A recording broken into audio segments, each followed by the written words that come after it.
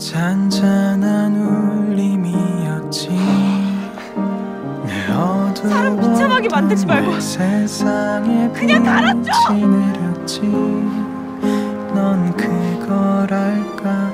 때로는 실바람같이 구질구질해. 문득 떠올라 미소 짓는 옛 추억같이. Nonton Korea adalah jalan ninjaku. Seandainya aku punya pacar orang Korea,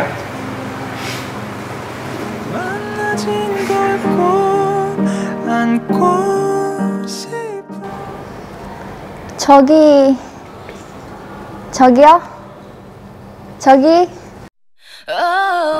저기요?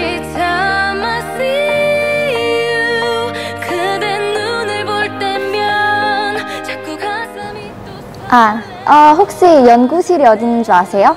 예쁘다. 아니, 연구실이요. 예쁘다. 지켜주고 싶은 단 한 사람. lab FK-nya gimana ya? Oh, lab FK. Lab FK-nya di lantai 1. Tak temanin ya. Oke. Oke.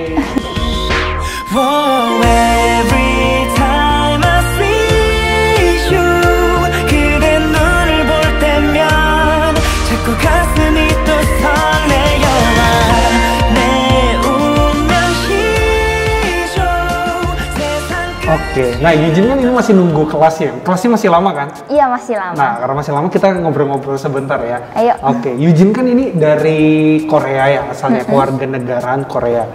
Nah, kenapa sih kok bisa stand by di Indonesia ini mulai kapan? Aku pertama kali datang Indonesia itu 9 tahun yang lalu. Soalnya Baru 9 tahun yang lalu? 9 tahun yang lalu. Oke. Dibawa mama saya. Mama saya itu orang Indonesia. Oh, mamanya Indonesia. Oke. Tapi papa orang Korea. Tapi ya tiba-tiba sama mama dibawa ke Indonesia mulai sekolah SD di sini. Oh, sekolah SD. Oh, pas balik itu gimana? Maksudnya kan mungkin di sana kan udah full ini belajar bahasa Korea, berbicara bahasa Korea di Indonesia kan. Tiba-tiba langsung Indonesia. Awalnya gimana? Banyak kesulitan sih, banyak sekali dari bahasanya, terus culture-nya juga kebanyakan nggak tahu gitu loh. Terus habis itu waktu itu saya tanya mama, kita nggak akan balik Korea tapi mungkin mama putusnya udah mau tinggal di Indonesia terus sampai sekarang ya kuliahnya di UC. Di UC, oke. Kenapa ini kan ngambilnya jurusan kedokteran ya? Kan kedokteran itu dikenal jurusan yang sangat susah karena dari pembelajarannya, terus dari ya banyak hal ya. Terus kenapa Yujin nggak ini aja, nggak jadi K-pop aja kan? Korea kan bisa yang tades, nanti jadi artis. Kenapa mau capek-capek jadi dokter gitu loh?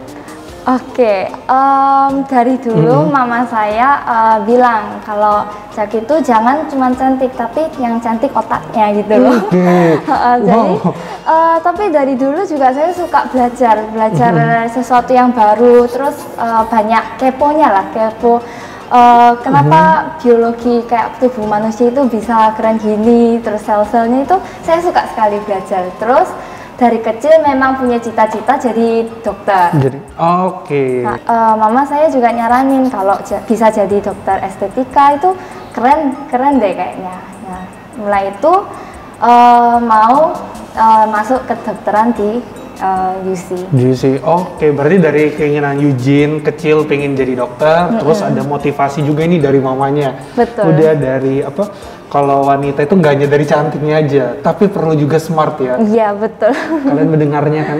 Gue mau nantang Yujin untuk melakukan sebuah challenge yang sudah disiapkan oleh tim kreatifnya kita. Aku sendiri juga belum tahu challenge-nya ini apa. Yujin berani? Berani. Harus berani ya? Iya. Kalau enggak kita pergi ke Korea. Ya, kita siap ya sama-sama challenge-nya ya? Iya, Yuk, siap. kita tangannya harus begini sama-sama. Kita mulai. Iya, sekarang kita udah sampai di tempat challenge ya. Tadi kan saya nantangin Yujin untuk challenge ya. Karena saya ini dilahirkan dengan berbagai macam bakat yang luar biasa. Oke, kalau gitu supaya kita lebih paham, memahami tentang manekin ini dan alatnya ini, coba kita sama-sama panggil seseorang dosen yang ahli ya di kampus Universitas Ciputra di bidang ini. Oke, kita panggil Dr. Yohan. Wah, langsung muncul. Hebat. Di sini tidak hanya diajarkan sains tapi juga ilmu sihir.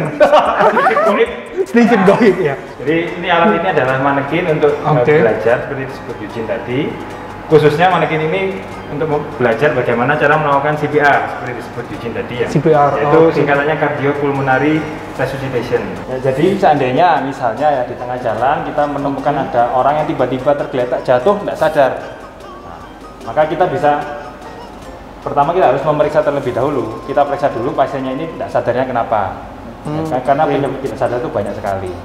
Salah satunya adalah karena henti jantung. Nah, jika karena henti jantung maka kita harus segera memberikan pertolongan namanya tadi CPR tadi. Itu kalau henti jantung ngeceknya gimana? Mulai dari betul, itu nanti akan ada cara pemeriksaan yang sederhana yang bisa dilakukan. Yang pertama, kalau ada korban jatuh, kita terlebih dahulu harus meminta bantuan dulu. Tidak mungkin kita bisa menolong seorang diri. Maka pertama kali yang harus dilakukan adalah kita memanggil bantuan. Tolong, ada orang jatuh, tolong. Lalu baru kita menolong si pasien. Lalu untuk memastikan kondisi pasien, kita periksa terlebih dahulu dengan singkat yang disebut dengan look, listen, dan feel. Yang pertama kita look, kita lihat dulu gerak nafasnya. Oke, kita lihat gerak dada. Kalau kita bernafas kan dada kita kan bergerak ya, naik, turun. Nah sama, kita juga cek di orang tersebut apakah masih bernafas atau tidak. Kemudian yang kedua, kita listen, kita mendengarkan suara nafas dari pasien. Nah, kalau kita bernafas kan ada udara yang keluar, itu bisa didengarkan. Kemudian yang terakhir adalah feel, merasakan. Jadi merasakan hembusan nafas dari pasien. Harusnya semua proses tadi nggak sampai makan waktu 1 menit. Dengan cepat kita bisa menentukan kalau kondisi pasien ini henti jantung, henti nafas, maka kita segera lakukan CPR. Nah, jadi untuk yang pertama kita harus posisikan tangan kita yang benar. Untuk melakukan CPR, posisi tangannya seperti ini, dikatupkan. Dua tangan saling mengunci. Jari yang bisa kalau bisa ditekuk atau mau diluruskan boleh. Nanti lebih baik ditekuk ya. Kita menekan dengan ini. Nah, dengan bagian bawah telapak tangan. Bukan dengan jari, tapi dengan bagian bawah telapak tangan. Posisinya diperhatikan menunggu pada lutut. Kemudian posisi bahu usahakan di atas dada pasien. Bahu tegak lurus dengan dada pasien. Dengan gini.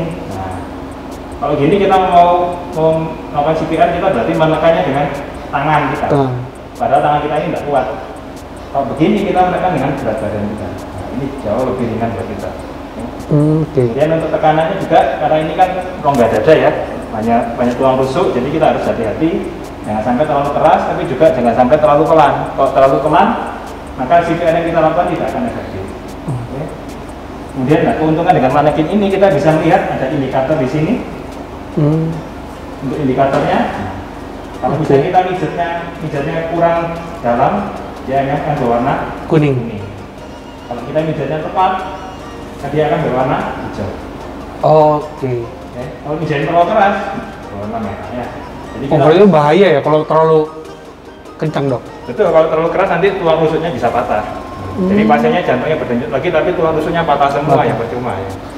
Cara memberikan nafas buatan seperti yang di film-film ya, sudah banyak cara memberikan nafas ditiup lewat mulutnya ya. Namun untuk manekin ini kita, ini bekasnya orang lain berarti enggak.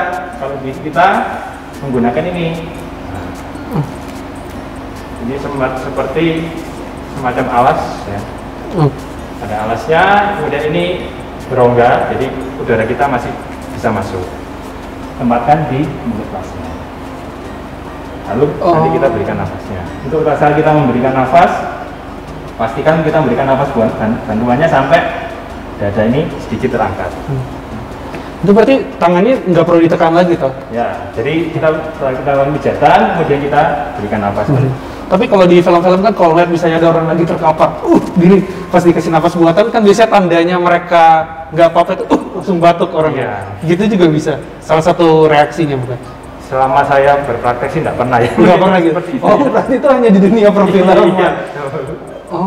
Kalau kenyataannya sih pasien kalau benar-benar henti jantung, henti nafas, dengan CPR yang tertolong jantungnya mungkin berdenyut lagi, tapi pasiennya biasanya masih belum sadar. Ya.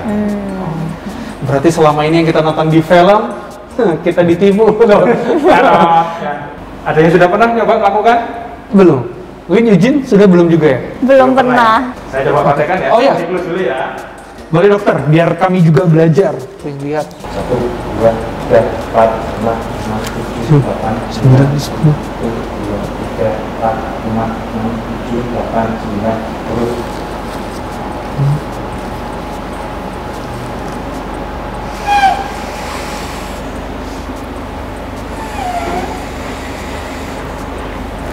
Oke, dokter, thank you buat penjelasannya. Setelah ini saya akan bertanding dengan Eugene. Kita mempraktekkan apa yang dokter Johan infokan seperti tadi. Oke. Thank you, dokter. Sama-sama, terima kasih. Saya Iya. pergi dulu ya. Oh iya, siap dokter. Sungguhan hilang. Memang dokter di UC. Hebat-hebat semua ya. Oke, kita akan mulai Eugene, siap? Kita akan mempraktekkan apa yang dokter Johan tadi infokan. Ya, kita mulai belajar dari manekin ini gimana jika suatu saat ada yang menghamili kita udah siap. Wow. Go! 3, 4, aduh, 5, kepanjangan 6, 7, 8, 9, 10. Kuat.